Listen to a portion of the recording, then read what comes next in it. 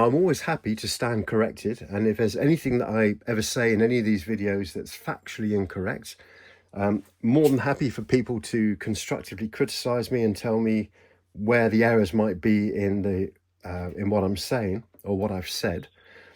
But this particular video is about the Fortress Classic, the ERA Fortress Classic. Now, this particular lock here with the internal curtain, the concealed curtain, I've been referring to this as the Fortress Classic, and I've been told that actually this is the ERA Fortress Mark 1, not the Classic.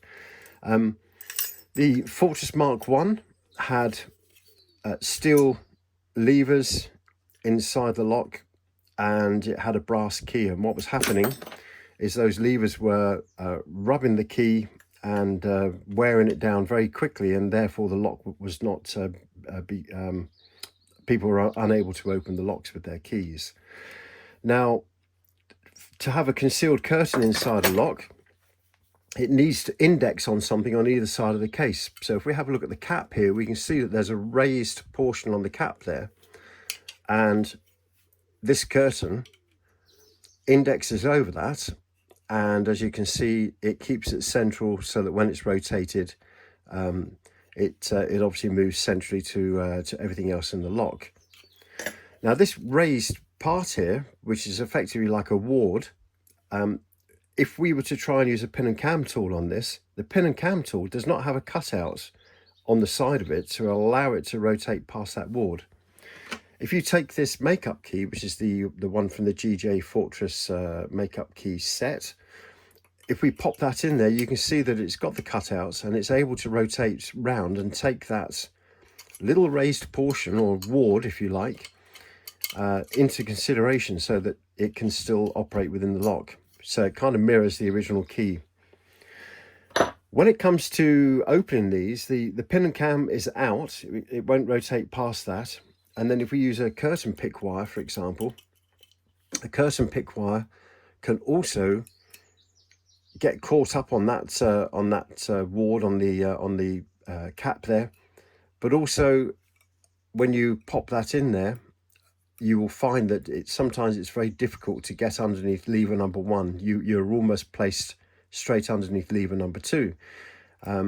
And so you have to kind of like rotate and do all sorts of funny things with the pick wire to try and lift lever 1, which is fine if lever 1 is a low lift and lever 2 is a high. But if it's the other way around, it's really quite difficult to do. So this was effectively the with the concealed curtain in red, no dimples on the case there. This was the Mark 1 Fortress. It had the problem wearing out, and so then this one came out, which is called the ERA Fortress Classic. As you can see, it's in this sort of goldy bronze color, and there's no dimples on this either, and it still has a concealed curtain within there. So the major difference with this lock was they decided to replace the pressed steel curtains with the brass curtains and a brass key, and therefore the same metals, it wasn't wearing out in quite the same way as it was on the original Mark 1. But the cost of manufacturing this with its brass levers, it's also got spaces in there. You can see those on my scope here, just about. So it had the brass levers. It's got the spaces in there, but also putting this little raised ward on the actual on the cap and on the other side of the lock case is quite a difficult manufacturing process and an expensive manufacturing process. So this costs a lot of money to make. That's why we now have this version, which is the current ERA Fortress with the 2 dimples, with the 5-gauge visible curtain, barrel and curtain. And you can hear this is quite well, it's built to a budget, should we say. It's got a laminated bolt on there as well, whereas this one is cast. So so this is obviously the compromise from a quality versus cost perspective, and this is what we have. You can use pin and cam on this, you can't use pin and cam on those. So what can we do to get it open? That's when this tool comes into its own, which is the GJ Locks Fortress Decoder. And with this particular tool, we're able to pop it into the lock, take a reading or decode the heels of the levers, and then we're able to build a makeup key, which will allow us then to get the open. So I'm just going to pop this in here because in doing so, oh, by the way, to get this to index correctly in this lock, there are two ends. There's a wide end and a narrow end on this indexing bar here on the tool, and because this is a concealed curtain, this is quite narrow. So if you try using the wide end, which is the one that fits into the Mark II fortress, if you like, it won't index into there. So you have to use the narrow end, which is the same one that's used for the strong bolt and the Yale PM variants of this lock. So if we just pop that in there, and then if we index that bar into the lock, and you can now see that this is all nice and square. If I pull this all the way out and rotate it round, what you will notice is the first lever that it's indexing underneath there is lever 2 and not lever 1. So again, what we're doing here is we're being held off by the actual ward running around the ward running around that supporting that concealed curtain, if you like. So if I want to try and read lever 1, if I pull this back, sometimes, not very often, but sometimes it'll grab it. You can fudge it a little bit, maybe by angling the tool, and by angling this tool that way, you're getting the reader arm to kind of like rub against the cap there and get underneath that first lever. It's possibly not the most reliable way. You can see there I've angled that across, and you can see that lever 1 there is wiggling on my scope. And if I look on the scale here, I can see that that's reading an E1/2, and an E1/2 on here is a 6 height. But if you don't want to fudge this and leave it to chance that you've actually managed to read that accurately, what you can do is you can just go through the lock as normal, but take the readings from lever 2 onwards. So there's lever 2. And if I look on my scale here, I can see that that's reading a height of H. And on this custom calibration charts that GJ makes for every single one of these, you can see that an H is a 3 height. So I know that lever 2 is a 3 height.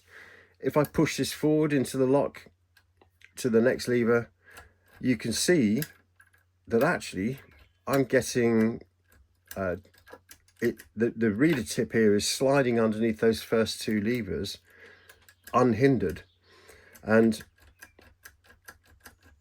that means to me that those 2 levers are actually the same height. And if you look on the scope image here, you can see they are actually, the true gates there are actually at the same height.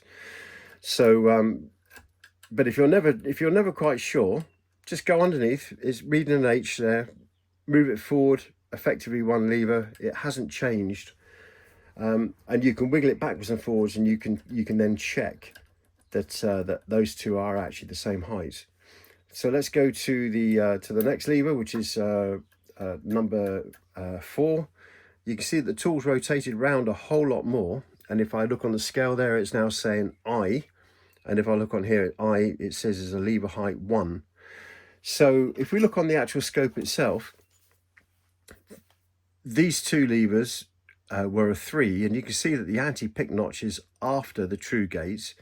And if you look at this, which is now reading as a 1, the anti-pick notch is actually before the true gate. And in all of the variants of the Fortress, only the 2 highest levers, lever height 1 and 2, have an anti-pick notch before the true gate. So I can see on here quite clearly that they have to be 3s, because the cutoff is a 3 height is where the anti-pick notch is after, and then from 2 onwards it's before.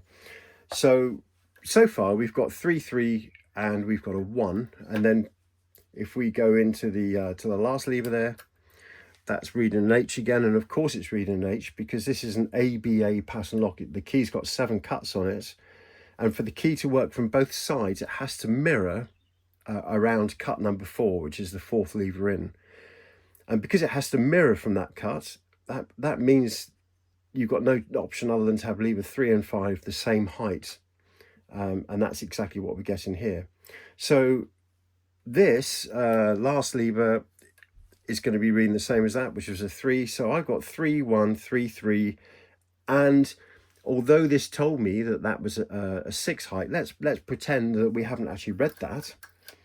And so what do we do to get the lock open? Well, if we get our makeup key, and what we're going to do is we're going to put on the key itself, I'm going to put a 3 in position 5, a 3 in position 3, a 3 in position 2, and we had a 1 height in position 4. So as you can see, I've kind of made most of that makeup key, but not all of it. I've left that last one blank. So what I can do now is I can cycle through all of the heights. So if we start with a 7, for example, and if we pop that in, and if we turn it, you can see that's not getting open because that first lever there has not lined up. So we'll pull that out, we'll fish that 7 out, we'll go down to a 6. Let's pop the 6 in there, or we'll go up to 6 even, in fact, because it's slightly higher lift. We'll pop that in, and there now you can see all of the gates have lined up, and the bolt is going to travel through the lock. Of course, I've got the scope in there, so it's not going to go all the way through, but if I just pop my scope out, now you can see here that the bolt is, so we've now effectively created a key. And so if we can't rely on the reading on that first lever because of the ward on the in the cap, what we can do is we can accurately read 5 4 3 and 2, and then when it comes to the last lever, all we need to do is change that pin out a maximum of 7 times, and we will get the lock open. So so that's basically the way that you can approach the ERA Fortress Classic and the ERA Fortress Mark 1 that we have here, and of course the Fortress that we know and love now, and that we're fitting, will obviously be able to read that first lever because there's no ward inside the lock on the inside of the cap there. So there you go. That's a little hint on how to open the Fortress Classic.